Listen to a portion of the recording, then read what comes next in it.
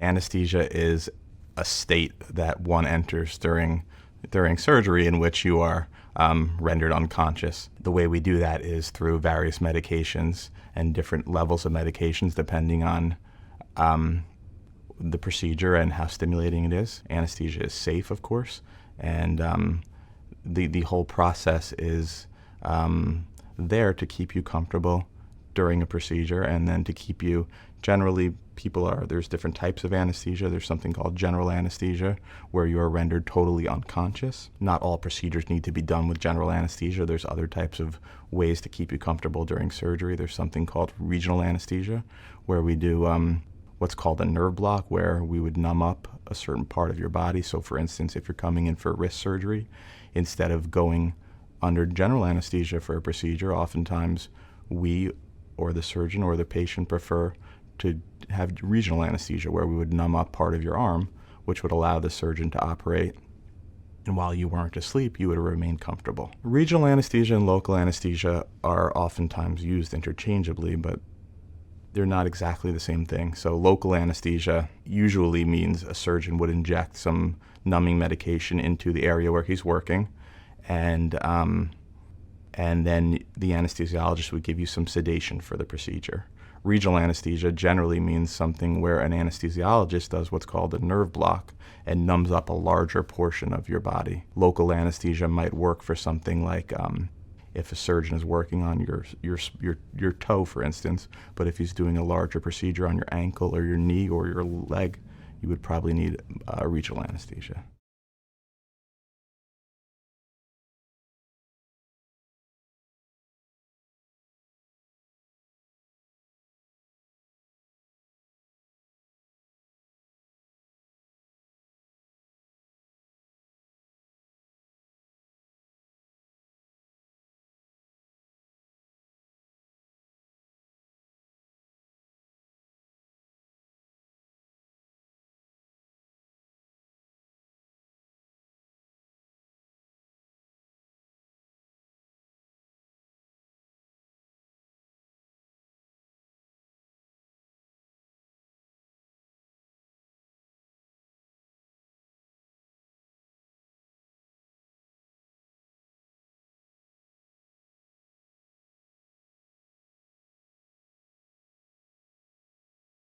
If you are having an operation, you may be given general anesthesia to put you to sleep and keep you free from pain.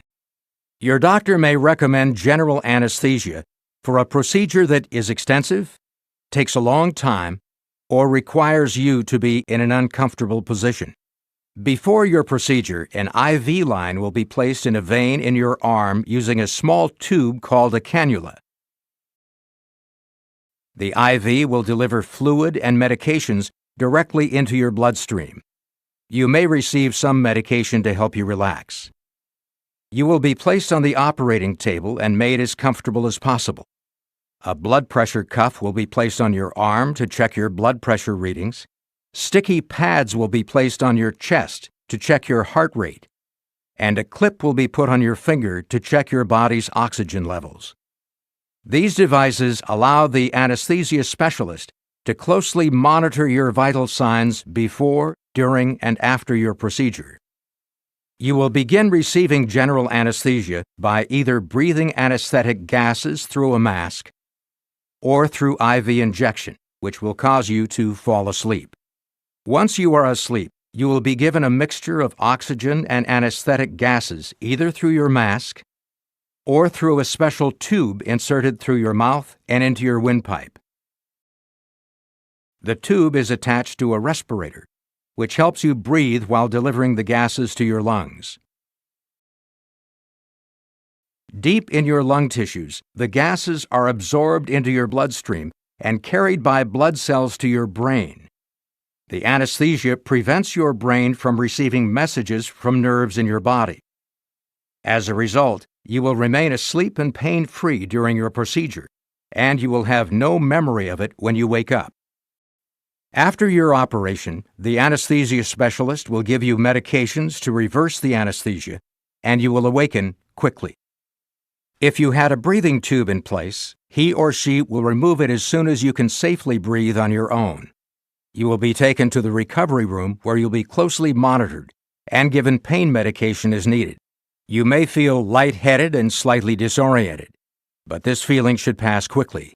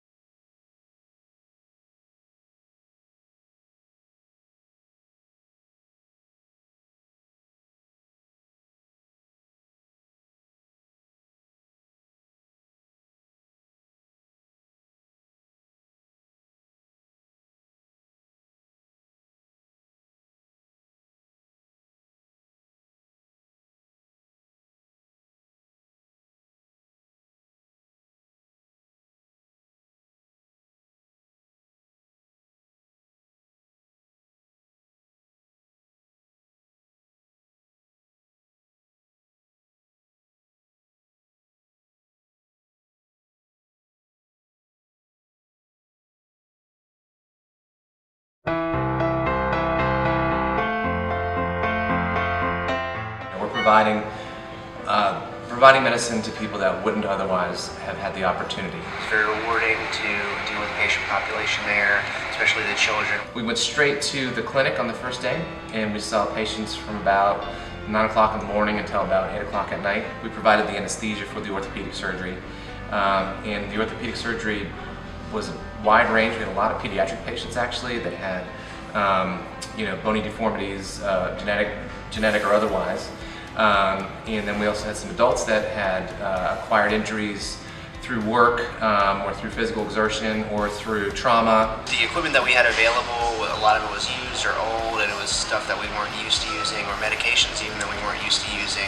We kind of had to perform the anesthetic satisfactorily with minimal equipment and strange medications. The coolest part of it, I think, was just seeing the residents sort of evolve throughout the week, because in the beginning everybody was real sort of guarded, I guess. And by the end of it, by the 5th day, man, they just had it down. They knew what they were doing, and I think the patients really kind of appreciated it. And also the camaraderie with the staff of the clinic was amazing. They just were great people, so warm. I wanted to be able to get a feel for anesthesia in a different setting with a different patient population that might be a little bit more difficult to communicate with, and to see if I could do my job well in a different set of circumstances. I think when we have things that are so well oiled in our system, and it's great because it allows for patient safety,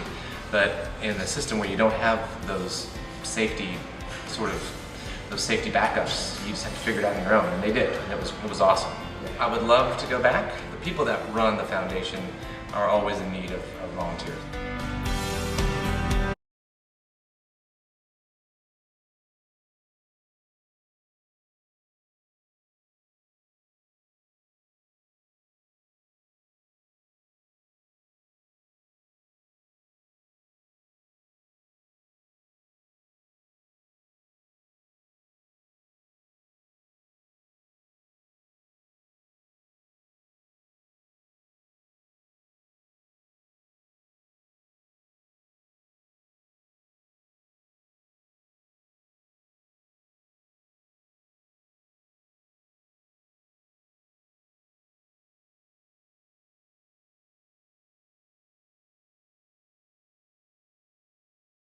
Hi, I'm Dr. Joe Nemeth. I'm a periodontist in Southfield, Michigan, and people would like to know sometimes what is the purpose of IV sedation? Well, the purpose of IV sedation is to make sure that the patient is extremely comfortable, extremely relaxed, so that the patient has no stress and doesn't even remember what was done during the procedure. They wake up, the procedure is completed, and they have no pain.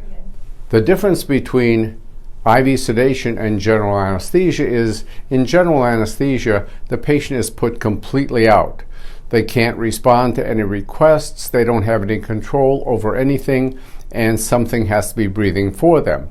With IV sedation, the patient can actually respond to requests, they're completely relaxed, and it's very, very, very safe. The way IV sedation is administered is through the bloodstream.